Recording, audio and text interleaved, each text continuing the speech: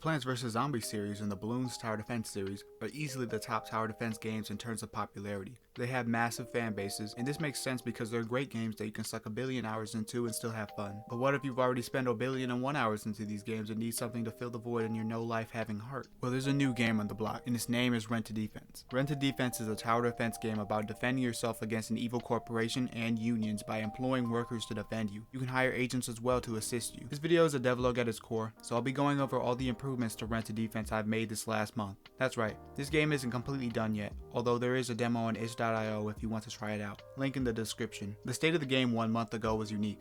All the core mechanics of the game had been completed and I had created most of the workers and agents I wanted to make. That's great, but I was missing one important thing: levels. I planned on having every single worker and agent have their own unique level after unlocking them, but I didn't have anywhere close to enough of them. There are combined 18 towers and agents, but I only had 7 levels total. The solution is obvious: to make more levels, and I did. I spent about a day or two designing new levels on paper, and then another week translating that into the game. I also thought it was worth mentioning that I had to make new tiles in my tile set for most of the new levels so I could make each level unique. After I had created all the level aesthetics, I had to code the enemy waves into the game so the levels could actually be playable. To make each wave interesting, I had to think of each wave as its own unique challenge for the player. To do that, I needed a variety of enemies. But bad news for me, I only had 6 types of those, and they weren't the most interesting bunch. My roster was essentially fast, and fat, weak, pathetically weak, and healer.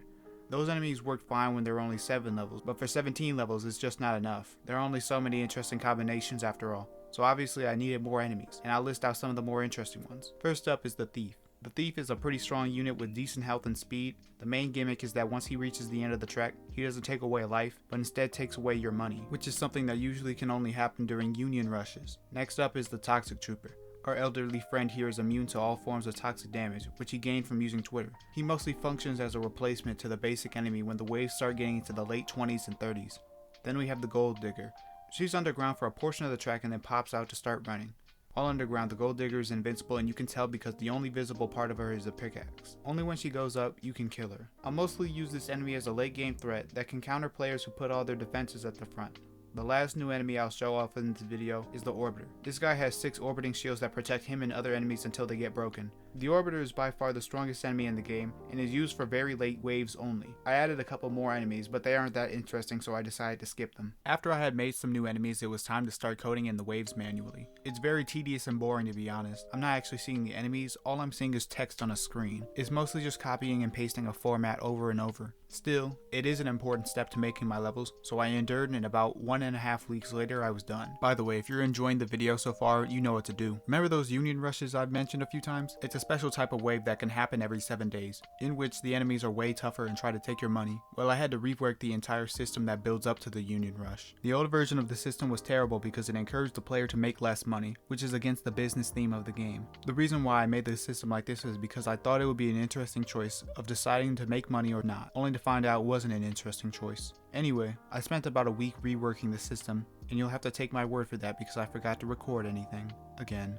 At the very least, I can show you the new version of the Union Rush system. Every time you place down a worker, the game adds 1 to a number that tracks how many of that specific worker type exists right now. Okay, so once this number goes over a certain threshold, the Union Rush percent will increase each wave. If it reaches 100% or more by Saturday, a Union Rush will happen. Otherwise, a regular wave happens. During this time, you also gain a constant amount of an alternative currency called Goodwill. Goodwill can be spent to buy agents that give a variety of special perks. Lastly, I also made it possible to spend Goodwill to cancel the Union Rush if you want. The last major things I wanted to talk about were the UI changes. It was necessary to improve so the game could be more intuitive. First was the level select screen. I gave it a brown background, I centered the level buttons, and added a header that says level select in case it wasn't obvious enough. Next, I changed the worker select menu. I added a column on the right side of the screen that displays what towers you've already picked. I made this change because my friend didn't realize you could choose multiple workers, so he only picked one and immediately lost. Finding solutions when only given a problem is a very important part of game dev. Then I changed some minor things on the HUD, mostly just a few recolorings and resizing of sprites. Lastly is the worker stats menu, and I changed a ton of things related to this. I changed the background sprite, some of the targeting sprites. I made it so hovering over a stat icon displays what it does. I redesigned the aim button to look way better and also relocated it.